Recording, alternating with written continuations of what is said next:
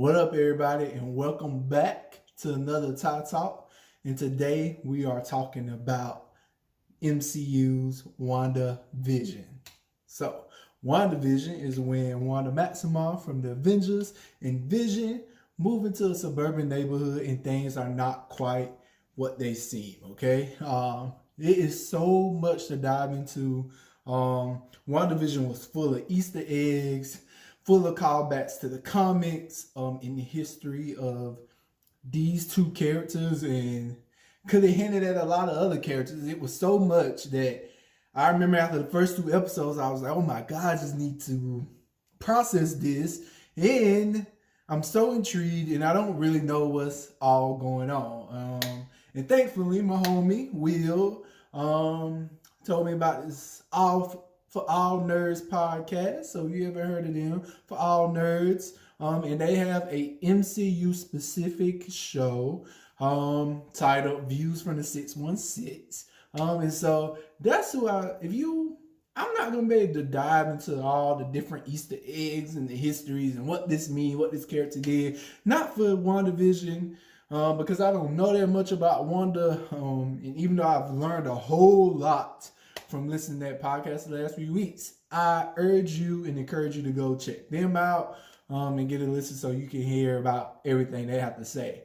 And so I'm trying to approach this review really from a place of talking about kind of my likes about the show, my dislikes about the show, of course, and then after I watched the finale and I started catching up on all the conversation on Twitter, I was like, oh my goodness, it's a lot of Twitter takes out there right now about WandaVision. And so I'm going to give my opinions on some of these takes that's taken over social media since then. You know, Vashawn, LaWanda. So yeah, that's pretty much what this video is going to be about. And then at the end, I kind of wrap it up with where I think that, they could go with Wanda and the rest of the MCU. And then kind of what I'm looking forward to in the future. So let's jump into it, okay? So yeah, I know how I like to do. I like to jump into my dislikes first, okay? So honestly, I'll be right up front. There's not a lot of things that I just totally disliked about the show. Overall, I really enjoyed it and I had a good time watching the show. But there are a couple of things that kind of, the more I think about it, kind of bother me a little bit about the show. The first is this universal knowledge of what happened in Infinity War and Endgame. Where did that come from?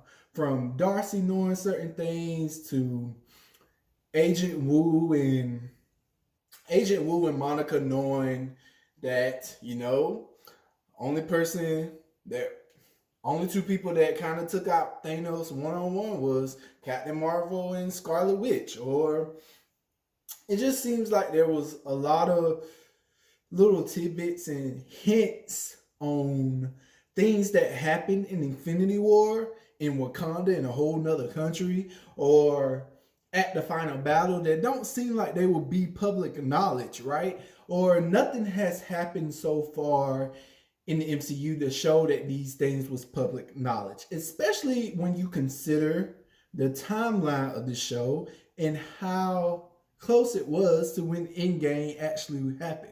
So I was joking with somebody on Twitter and we was like, well, did they sit down and do did the surviving Avengers sit down and do a Good Morning America segment with Robin Roberts after the battle?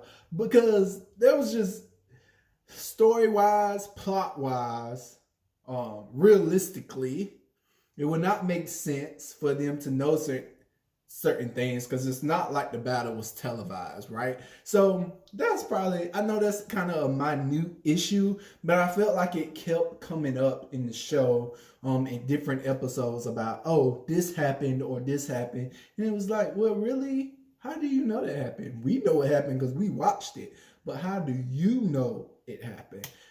So that's kind of one of the things that first kind of stuck out to me, that the more I think about it, it's kind of like, Marvel, that actually does not make sense. So the next issue I have actually kind of go along those same lines as well. So I am still unsure about the time. How much time has actually passed? How long did it take for the events of WandaVision to actually occur? We do know that Monica, when she came back from the snap, right?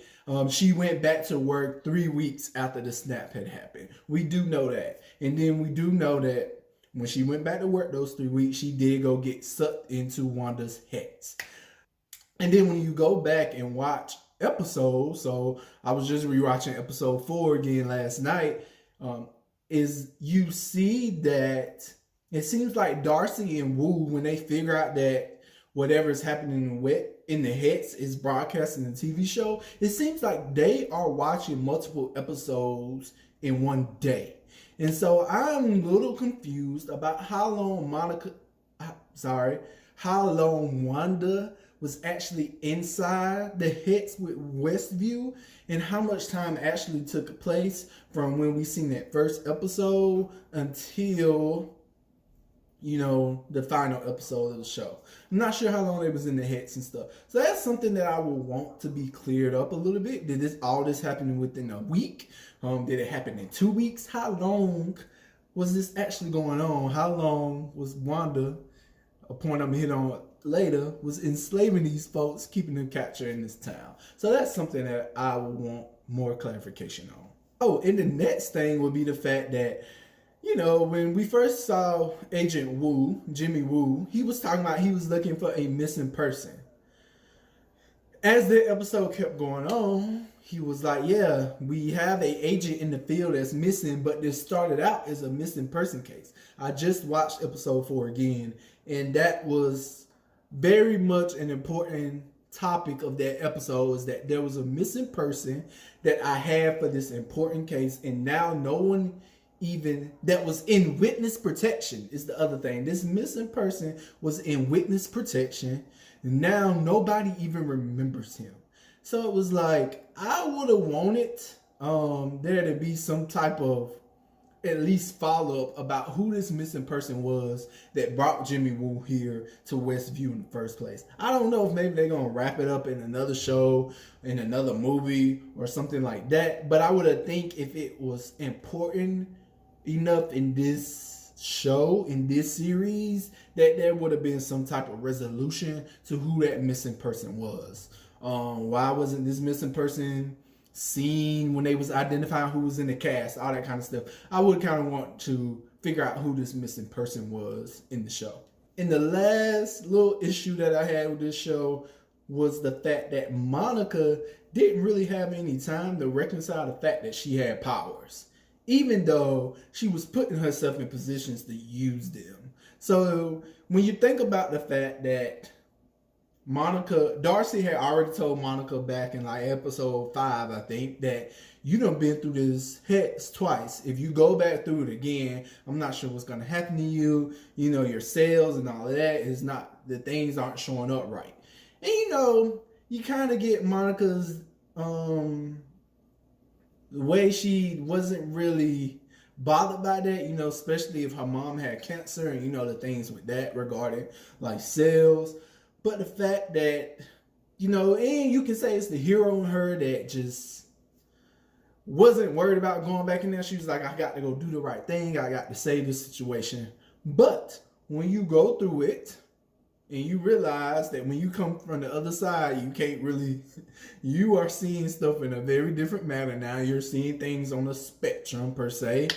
And the fact that when Wanda tried to throw you out this time, you kind of stop it. Like, there should be some type of shock with that. I know that your mom was best friends with Captain Marvel. I know that you have been snapped and came back to life. I know that you have been training in this program and probably got some type of training, but you now have powers that I guess you kind of guess where they came from, but you don't really know what's happening to your body. So I would think there would be some type of pause to be like, whoa, what am I doing here? How am I doing it? And definitely, I don't think your first instinct with your powers is like, let me jump in front of these bullets. Which I kind of hit that to a little bit more. But I really wanted, and then even if you bypass that, I just wanted some type of moment where she sit back and reflected and thought about like, whoa, I got these powers. Because next thing you know, she did all that stuff, and then she's talking to the squirrel, and she's already ready to go on her next adventure. I want her to reconcile the fact that, yo, I have powers now. I was just this ordinary black woman who just lost their mom, and now I may be a superhero. Especially when you consider the fact that clearly something has gone down between that has changed her opinion of Captain Marvel based on the comment that she made. So I think there will be some type of, okay, this person that I used to look up to that I no longer have any respect for now was the superpower being, and now I may actually be a superpower being. You know, I just need some reconciliation between that. So that's the last little thing that kind of bothered me about WandaVision that I hoped we would get some more context, like flush that out a little bit more. So now we're going to dive into what I liked about WandaVision. One of the first things that just really stuck out to me was this whole sitcom aspect and the way that they were trying to, you know, pay tribute to old sitcoms. And they tied it up really nicely in the story as these were ways that Wanda, I guess, kind of experienced American culture with her family. So it had sentimental value to her. But also as a fan, someone who grew up watching Nick at Night, I kind of enjoy some of these aspects as well. I enjoy the corny jokes. I enjoy the tropes of like the nosy neighbor and all of that. I enjoy seeing the Brady Bunch house, all those type of things. And so that was, I enjoyed the dry humor when they started doing the breaking the fourth wall and doing the to the Modern Family version, things like that. I enjoyed those aspects of the show. I mean, I even thought it was nice how they was doing the titles of the show. So we interrupt this program when they did episode 4 and it was about Monica and all that kind of stuff to and Now in Color, or the last episode was called a series finale. Like, even the titles kind of went along with things that went with making TV shows or sitcoms. And those, as someone, as a person who appreciates this art of TV and movies so much, I enjoy those callbacks and those tropes. So that is definitely one of the first things I like. The next thing I want to hit on is probably, and it's probably one of the biggest things from the show, is I like what this show showed us and told us about Wanda's and Vision's relationship. I'll be the first to tell you that I was not somebody who kind of bought their relationship. I knew they had been together. I knew that their relationship in the comics had a long history. But I was very bothered in Infinity War when Wanda wouldn't do the things that was necessary to destroy the stone, to save the world. I never felt like that we saw that relationship actually develop in the movie. So it was like, we're seeing that they care about each other, but I don't really know why. Why is she in love with this robot? Like, all this type of stuff, right? But if I can tell you anything that I walked away with from this show, was a respect for their relationship and the love that Wanda and Vision have for each other. Especially, I mean, I saw it within their characters and how they interact with each other throughout the episodes. But even when you saw the flashback episode, which was titled Previously On, by the way, which another throwback, when you see how their relationship kind of built when he walked into the room and they kind of connected over the episode of Malcolm in the Middle, like, those are the kind of stepping stones that has solidified that relationship for me. I totally buy the Wanda and Vision romance, honestly. And even the line at the end when Vision was like, I used to be a voice with no body, then I had a body, but I was not human, and now I'm a memory made real. I might have messed it up, but he ended it off with who knows what I'll become next or something like that. And it just, and they talked about we have said goodbye before. We have already said goodbye before, so we know we will say hello again. Like, I'm all here for their relationship now. I don't know what her sexual identity will be described right now, but being with a robot or a synthezoid or whatever Vision is, but I buy them as a couple, most definitely. And finally, I know this is something that most people probably disagree with, but I really enjoyed that this was a self-contained story about Wanda and Vision. This didn't like open up the multiverse and all that type of stuff that people wanted to do. It was a story about Wanda and Vision, Wanda's grief about losing Vision. And I really enjoyed it. Of course, I love, the callbacks and seeing characters like Jimmy Woo and Darcy. I didn't even remember Darcy's name, but I remember that's the funny chick from Thor, the first couple of Thor movies. And it was a really good time. I liked the introduction of Monica, I think, or reintroduction of Monica, because her character had been in the movie before as a child. But seeing her reintroduced into the MCU, seeing Tiana Perez's portrayal of her, I really enjoyed that. Watching her come back from the snap was one of the best things, I think, especially when you think about how, I know they call it the blip from Spider-Man Far From Home, but how Spider-Man Far From Home kind of gave the snap a comedic thing, like people came back in the middle of the marching band and stuff like that. But the way Monica came back, like sitting at a hospital, and she had been waiting for her mom to get out of surgery, and like that chaos, that I don't know, that's kind of, I think, some of the things that I had wanted to see was the impact of the snap and stuff like that. Even going back to Endgame, that was one of the things I wanted to see at the beginning of the movie, was how people reacted after the snap happened. And so to see how it was for people when they came back from the snap, that was just woo.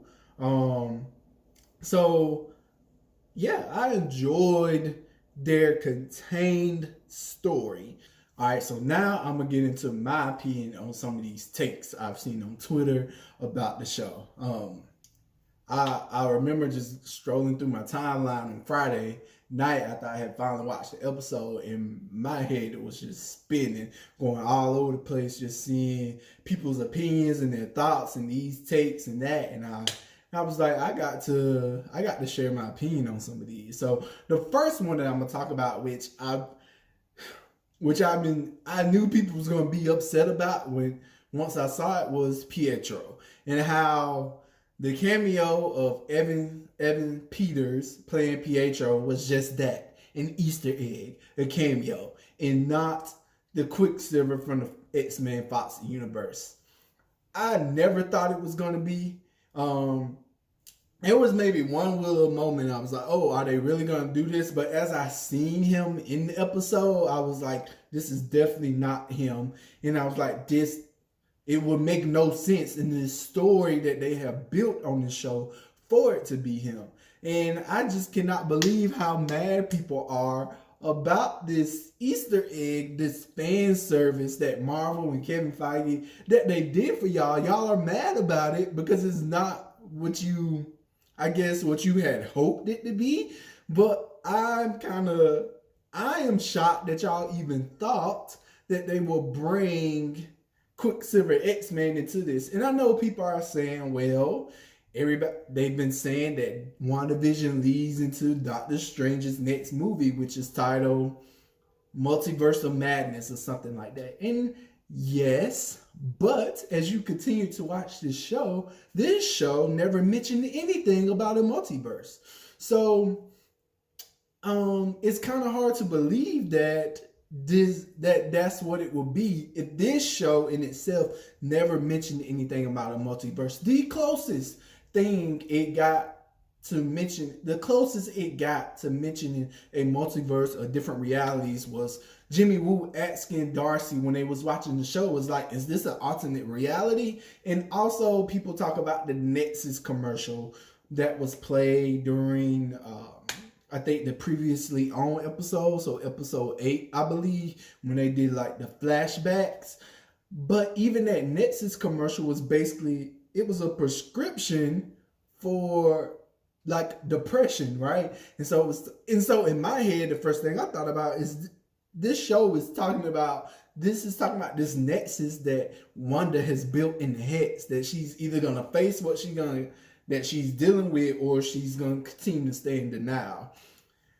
I even had someone tell me that I got into a debate with somebody on Twitter in a conversation, and I was like, y'all know this wouldn't make sense for it to actually be Evan Peters, Quicksilver from the Fox, because one, that man was grown in like the 70s in Days of Future Past. It is now 2023. Agatha has said nothing about a multiverse, so how would Agatha have the power to do that? And Agatha literally said that she had been doing things to kind of throw Wanda out of this fog, or that this world that she created, to wake her up. And so what more blunt thing to do that than send her dead brother with a different face? But what Wanda did was, like she had been doing the whole time, was not wake up from that. And so I got into this debate with somebody on Twitter, and they was like, well, that don't make sense story-wise. And I was like, it make more sense than it being Evan Peters from the Fox universe, because what would that Quicksilver have to do with this Wanda at all? Nothing. So I know that's a touchy subject for y'all, but yeah, y'all just gonna have to deal with that. And the other thing that I want to know is the X-Men movies get so much slack for only having maybe 4 good movies. So why would y'all want this universe that y'all have gave so much slack, talked about their continuity issues, their problems? Why would you literally want that universe to be canon in the MCU? I don't know. Y'all tell me. So that leads me to the next thing. So a lot of people were upset that they didn't get some. I guess there was a story that there was supposed to be a rumor that there was supposed to be a big cameo sometime in the show. And so I guess in the later episodes, so outside of Evan Peters. So people was like, oh, is it gonna be Magneto? Or, oh, the scientist that Monica is talking about, it's gonna be Mr. Fantastic. And I just want to be like, I'm sorry y'all feel for that. But it's like, they have not said any casting information about the Fantastic Four. So do you really think that Mr. Fantastic is just going to pop up in this WandaVision show? And then I think the other thing, going back to one of my likes, was that this show was a self-contained story about Wanda and Vision. And had they dived into some of these other things, it would not have been able to be a self-contained story about Wanda and Vision, because it would have been so sidetracked trying to bring in a multiverse, or trying to explain who Magneto is, or who mutants are in this show. And so, yeah, y'all didn't get that, and I'm sorry, but I think they made the right choice. I know the other thing that people were kind of upset about is they felt like the story was leading to possibly Mephisto being a big villain. So what I've learned about Mephisto is that he's like the quote-unquote devil of the MCU universe, and he's one of Doctor Strange's villains, I believe, and he had a history with Wanda because those 2 kids in the comic books, their souls the 2 kids that Wanda made, Billy and Tommy, their souls were part of Mephisto, or got absorbed into Mephisto, or something like that. And so, yeah, that didn't happen either. But there's been a lot of conversations about, was that even sexist, that people was not even considering the fact that Agatha Harkness could just be the big main villain, and that somebody else was over things. And so, yeah, y'all didn't get that either. You just got Agatha. Another big one, I think they all can be pretty big, was this notion of Wanda not being held accountable for what she has done. So basically, Wanda has enslaved all these citizens of Westview, right? She has mentally and emotionally abused them because they're walking around unable to they don't have any free will for the most part.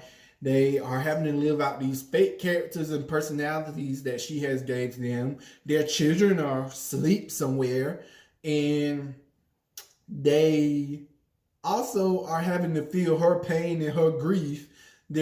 I think one character even said that I dream your dreams. When you do let me go to sleep, I dream your dreams. And so people's like, at the end, Wanda just flew off and was like, yeah.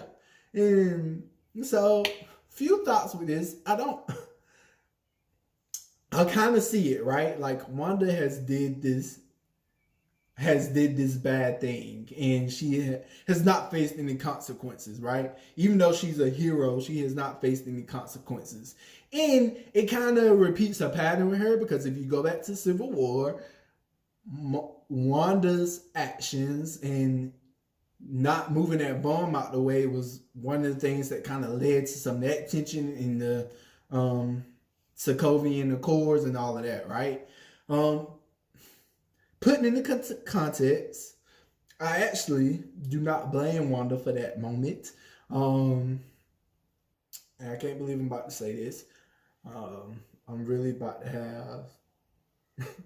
can't believe I'm about to say this. But if you think about the fact that that bomb was going to blow up regardless, right? If Wanda didn't try to move it. So it was either going to blow up on the ground, where if you see that scene, there were other people and citizens on that ground too, so they could have died. Or she got it up and it just happened to blow up in the building and got those people instead of ones on the ground where Crossbones had undid the bomb.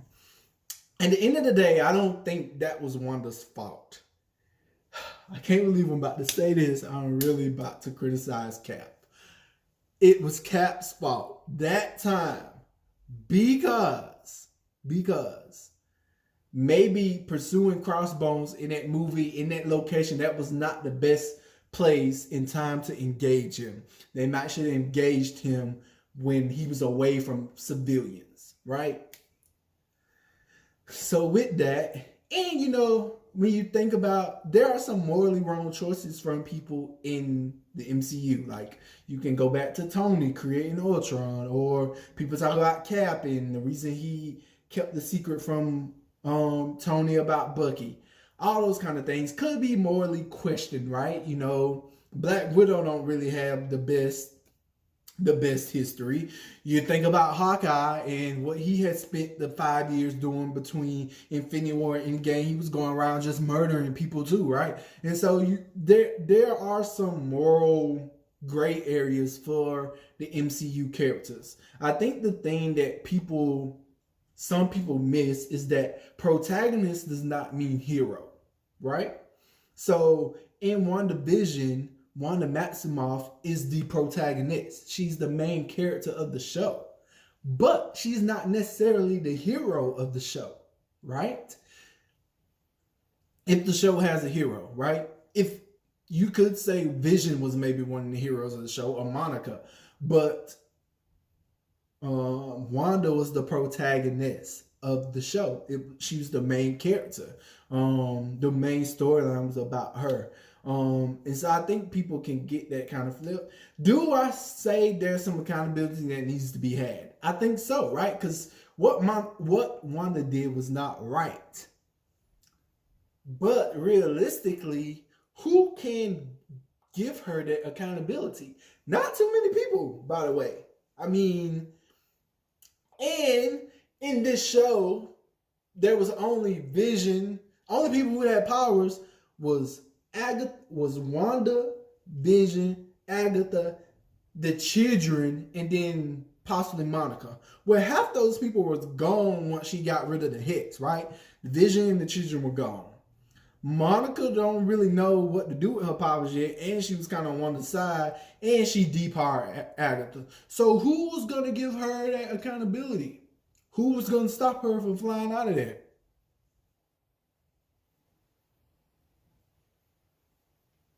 I don't care how mad they was. I don't care how mad Herb was. Once she got them powers back, he wasn't finna stop her. So, yeah. So maybe she can be held accountable somewhere else down the line, you know? We'll see. We'll see. And so that leads me to my final two. And these final two are about Monica. So the one is Monica in this. Whew, people are saying Monica was like a Mammy because she basically was just falling behind whatever Wanda was saying. She was just ride or die Wanda no matter what. I even seen a picture of somebody post Miss Sophia in from Color Purple, and I can't remember the white girl, the white lady, Miss Millie. Was it Miss Millie? No, Miss Millie, maybe. Who I can't remember the white lady that Miss Sophia worked for in Color Purple. But somebody posted a picture of them and was like, Wanda's Miss Sophie. And I was like, that was kind of rough. That was kind of rough. So my thoughts with this is, I think Monica has just experienced her own grief, right? She just experienced the grief of waking up from the snap and her mom is dead and she can't do anything about it. So unlike, I guess, some of the other characters which we didn't really get to know that was trapped and enslaved in Westview, Monica was able to recognize Wanda is doing this because she's in pain. And actually, if I had the ability to do what Wanda is doing, I might well be doing it too. That is real. And so I don't consider Monica a Mammy. Now, the other side of what people are talking about with Monica, which I think could be a little bit more nuanced, is the fact that this thing of black superheroes being bulletproof, right? Because Monica's getting shot at. And so I seen the thread about this on Twitter. And when I first seen it, it had a picture of Luke Cage and had a picture of Monica. And I was ready to just disagree. I was ready to disagree straight off the bat. Because I was like, Luke Cage, I mean, that nigga got tough skin. He supposed to get hit. That's his thing, invincible skin. But I kept reading the thread. I didn't let my initial thoughts get to me. And then I got to, it was one tweet in the thread, and it was talking about the trauma that Monica experienced. How she had been snapped, came back from the snap, found out her mother was dead, went to her job that is now ruled by a white man in her mom's place, then gets sucked into this vortex, loses her memories, is having to play this character to be this, this black friend, gentrified exploitation version of herself, right? Comes out of the heads, gets knocked out of the heads by this white woman, continues to have this white woman attack her and not believe her and not listen to her. But Monica then jumps in front of these white women's kids and takes bullets for them. There is a legit question to that, right? Like, could Monica's powers have been used in a different way? And I think yes. Is there some notion that I can see of she actually delivered one of those kids and she is a quote unquote hero. So maybe some piece of her wants to help out in this time, right? Like, I don't know her thought process behind that. But was it the best decision for those creators and those writers in this time, after everything that has happened in the past year and beyond, to have this black woman take this bullet essentially from this Karen, or Wanda might be young enough to be a Becky, that has been dogging her out the whole series, right? So there's some argument to that. I don't think I know exactly where I stand, other than the fact that I see that point. And I think there could have been some reconsideration of how Monica's powers were used. Because she has still saved those kids, but in a different way than jumping in to take a bullet for them. even especially if you go back to my other point that I didn't like early in the video, that she didn't really know how her powers work for her to be jumping in and taking a bullet from the kids. But yeah. So that was it. That was my review of WandaVision. I feel like I was talking mighty fast, feel a little bit out of breath. I'm gonna have to get a little drink in a bit. But yeah, I think overall I really enjoyed the show. I was so intrigued, so intrigued. Yeah, so captured by this show. Every week I have enjoyed the pop culture references, what Twitter has talked about, Bashan, LaWanda, Agatha all along. I'm like into all of it. This has really, for me, this has been an experience for somebody who was not excited about WandaVision at all when it was coming out. Was not looking forward to it. But I have really enjoyed the show. I do feel like that maybe, some of the theories about Mephisto coming around, I think that could eventually be an aspect of the Doctor Strange's movie, and kind of might be why Wanda connects with Doctor Strange. But overall, I'm very much still looking forward to Falcon and the Winter Soldier. I think we're going to have to look at it differently, because it's going to be different than WandaVision, but it can still be good. I hope it's similar to Captain America, the Winter Soldier, the movie. But yeah, Emily Van Camp is reprising Agent 13, and I love her. So yeah, I'm looking forward to that. Thank y'all for watching this Ty Talk. Please drop your thoughts in the comments, and yeah, see y'all next time.